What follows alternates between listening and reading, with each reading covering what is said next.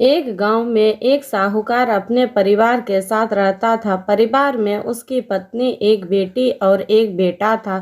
शानदार बंगला, नौकर चाकर, गाड़ियां और सब शानो शौकत का सामान था। उसके पास गरीब लोगों को बहुत ज्यादा सूद यानी ब्याज पर कर्जा देना उसका धंधा था। अक्सर लोग तंगी के दिनों में या किसी त्योहार पर, ब्याह शादी के मौके पर उस साहूकार से कर्जा ले लेते थे।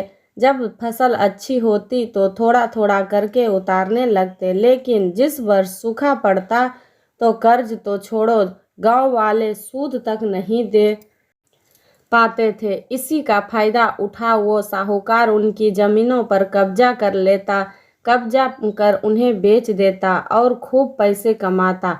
इस धंधे में उसका बेटा भी उसकी मदद करता। दोनों बाप बेटा हर समय किसी न किसी गरीब की जमीन हड़पने की योजना ही बनाते रहता।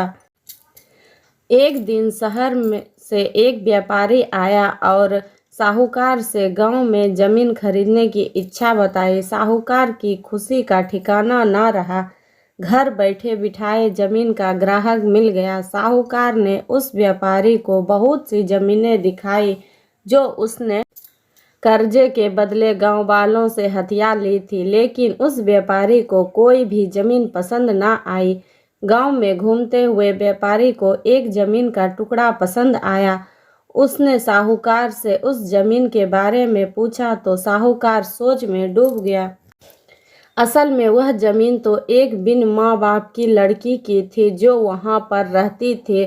उस लड़की के माँ बाप ने साहूकार से 20,000 रुपये कर्ज लिया था, मगर उसे चुकाने से पहले ही उनकी मृत्यु हो गई। बेसहारा लड़की की हालत देख गांव की पंचायत ने साहूकार से उस जमीन पर कब्जा न करने को कहा। भला पंचायत की बात कैसे टाल सकता साहूकार, मगर दिल में हमेशा ही उस जमीन पर कब्जा करने की बात सोचता रहता था। आज व्यापारी की इच्छा सुन उसका लालच बाहर आ गया था और उसने जमीन पर कब्जे का मन बना लिया। कर्जे के सारे कागज ले उस लड़की के घर पहुंचा और कर्जा वापस करने की बात कही। जब लड़की ने अपनी दुर्दशा बताते हुए और समय मांगा तो साहूकार ने कब्जा करने की धमकी दी। कब्जे की धमकी सुन वह लड़की पंचायत के मुखिया के पास गई और उसकी जमीन को बचाने की दुहाई लगाई। सारे गांव में यह बात आग की तरह फैल गई कि साहूकार उस बेसहारा लड़की की जमीन पर कब्जा करने वाला है। यह बात उड़ते उड़ते साहूकार की बेटी के कान में पड़ी। अपने पिता के लालच की बात सुन उसके मन में बहुत दुख हुआ। उसने अपने पिता से इस बारे में बात करने की कोशिश की, लेकिन साहूकार को तो सिर्फ बहुत बड़ा मुनाफा ही दिख रहा था। उसे बेसहारा लड़की की दुर्दशा या अपनी बेटी की निवेदन का कोई असर न हुआ और उसने उस जमीन पर कब्जा का ऐलान कर दिया। साहूकार की बेटी ने भी जिद पकड़ ली कि उस लड़की की जमीन पर कब्जा न होने देगी, पर अपनी एक न चलती देख उसके दिमाग में एक योजना सूझी। अगले दिन सुबह सुबह वह बेसहारा लड़की और उसके साथ 2 लोग साहूकार के घर पहुंचे और कर्ज की 5,000 की किस्त दे दी। साथ में यह भी कहा कि 3-4 महीने में कर्ज के बाकी रुपये भी उन्हें मिल जाएंगे। रुपया देने के बाद रसीद ले सब चले गए। चूंकि अब किस्त मिल गई थी इसलिए पंचायत ने भी कब्जा नहीं करने दिया। साहूकार बहुत परेशान था कि आखिर उस लड़की के पास इतना सारा रुपया कहाँ से आया।